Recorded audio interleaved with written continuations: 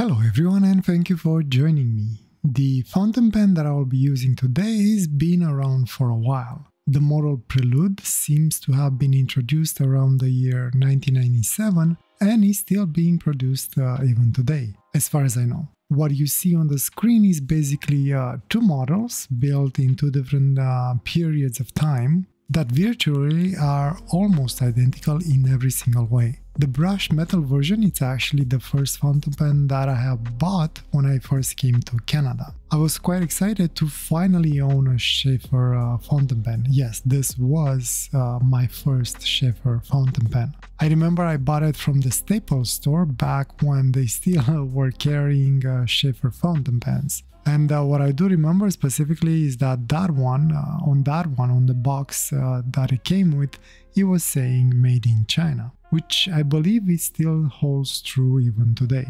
The other version that you see, it's an older version of this model that I have purchased on eBay more recently. It was more out of curiosity than anything. I was curious to see if there are any major differences between them. This older model, it's made in USA and it has the Sheaffer USA inscribed on the cap band. Both fountain pens seems pretty much exactly the same. Parts are 100% interchangeable with exactly the same fit. Both have a cap and barrel made out of metal with exactly the same clip design and functionality. They both post pretty much the same depth and just as secure. And they both come with exactly the same type of converter. The only major difference that I see is the section. The newer version that I have has a more polished and shiny section, while the older one is a little bit duller in look and feel. Another big change seems to be the nib as well,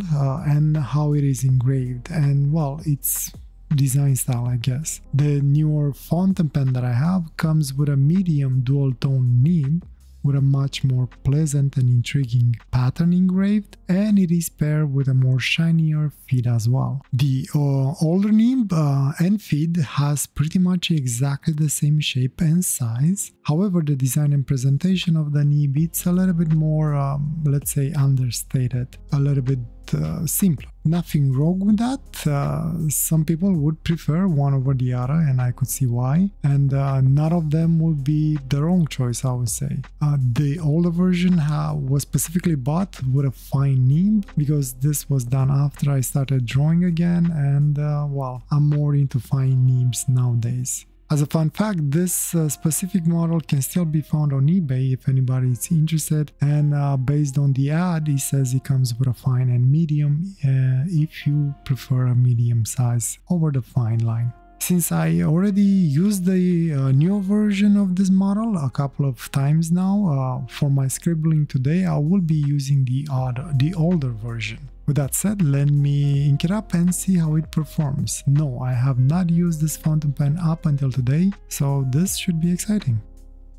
For today's ink, I wanted to keep it classy, well, between quotes, themed, and I guess since unfortunately, as I just realized, I do not have any Sheaffer inks in my possession, I will be using another classy ink, the Parker Quink Black. Should be a good pairing, I hope. I would say I had no issues with this combo with the newer version when I was using it for writing, so I don't see why the older version of it won't work. There were no actual issues filling it up. The converter was a little bit stiff to use, but I guess that it's normal since it hasn't been used in a very long time at all. This fountain pen, this model, was actually a new old stock buy. Even so, being stiff, it still filled up quite nicely and full fill with minimum air gap inside of it. The only mystery that remains is how in the world I managed to get ink all over my fingers. I thought I was paying attention, and I thought my fingers never got in touch with ink. But I guess I did without realizing, and not the pen's fault, it's just, I guess, me not being careful enough. Or maybe this is the ink way, it will magically reach your hand no matter how careful you think you are. While writing, there were no issues either. The grind of the nib feels almost exactly the same as the newer version, maybe a little bit more feedback on it since it is a finer line. The flow of the ink is superb with this, Parker ink, so no complaints there. And as a bonus, the reverse of the nib gives a very beautiful fine line. I have a feeling that I will be using the reverse quite a lot for today's Scribble. When the pen is posted, it is a little bit top heavy. That is the reason you see me using it unposted. I will probably post it when I'm starting to do my loose lines and keep the fountain pen higher up on the barrel, but for writing, personally, I prefer this model unposted. Lengthwise is just perfect as is for me, however any shorter than this would have been a little bit annoying maybe. So all in all, love it so far, no issues. Let's go and see what I can get with this fountain pen and how it will perform on a Fabriano paper for a longer session.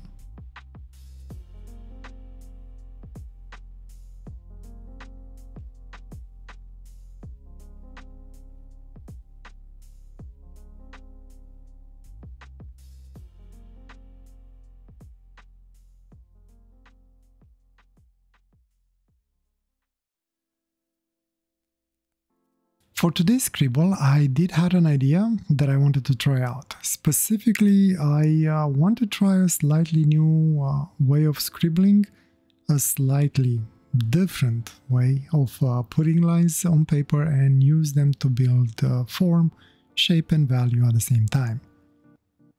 Rather than use my crazy random hand twitch movement, I try to be a little bit more conscious of the path of the line, while still trying to keep some randomness to it.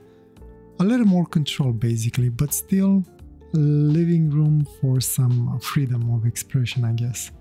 I have a small sketchbook that I carry with me around when I'm going to work or other places, and when I get the occasion I like to do a quick scribble. And last time I tried this new approach and I kinda liked the results. I wanted to try the same on this larger format and see if I can still get something that I like. Sometimes it's easier to work with a smaller format, and some drawings do look better on a smaller piece of paper. I did have a specific shape in mind that I wanted to try, and by shape I mean the shape of a butterfly, not necessarily something random. I wanted to still have a little bit of freedom on how the line takes shape and as such how the butterfly would look. So the butterfly won't be, maybe of a specific species of butterfly, but rather a more imaginary one that maybe borrows some elements from real ones, if any. Probably none, other than, hey, he has some legs and wings. The other obvious thing that my focus for today was to make sure I have at least an eye in there, even though butterflies, theoretically speaking, have a cluster of them, or I guess better said, a compound eye, or at least two of them. Well, mine is a little more simpler, let's put it that way. I don't know what happened last time with the drawing. How did I forget about the eyes? I missed such a huge opportunity to create a monstrosity. Every section of that cone could have been an eye in itself. Maybe I'll revisit the idea later on, at least out of curiosity, and see how bad it could look. Anyway, going back to my today's Scribble though, I think in the end it turned out pretty cool. It turned out to have very flowy lines, almost hypnotic I would say, here and there, specifically in the wings of the butterfly. I actually like it. I'm gonna mark it in my books as a success, and I will probably try new things in this Scribble style, if one could even call it a style. And also the fountain pen that I used for the Scribble was, I would say, the perfect tool to create it. It worked a treat without any hiccups and without any flow issues, on the normal side at least. On the reverse, the nib was actually a little bit drier than how it felt on the Muji paper, so I had a lot of skips on that side. But again, most probably was because of the paper rather than an issue with the actual fountain pen. I think a little bit of maybe sanding to allow for a better flow might work. One thing that I didn't do on it was to floss the nib. Maybe that would help. But since it worked okay on the normal side, I didn't really pursue it any further. One thing that maybe I slightly regretted it was the ink choice. Parker Black ink doesn't shade as dark as I would have liked it, no matter how much you layer it. It looks dark enough while it's wet and you put it down, but once it dries it becomes more like maybe a B8 pencil gray black. Nothing wrong with that, it's just that I wanted darker values for whatever reasons. Seems like I'm never happy with my inks. I mean, I like them, but maybe sometimes they don't really fit the Scribble that I choose to make as good as I would have think it would. Anyway, not much to say about the fountain pen in the end, to be honest. It works as I was expecting it to, and I have no complaints about it. I'm actually quite surprised how similar these two fountain pens are, even though they were in theory built in two different countries at two different times.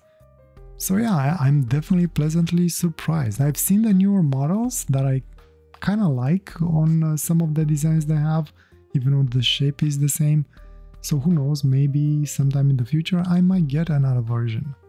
Bottom line though is if any one of you wants to try it out, based on the two copies that I have from different periods of time, I really have no issues recommending them.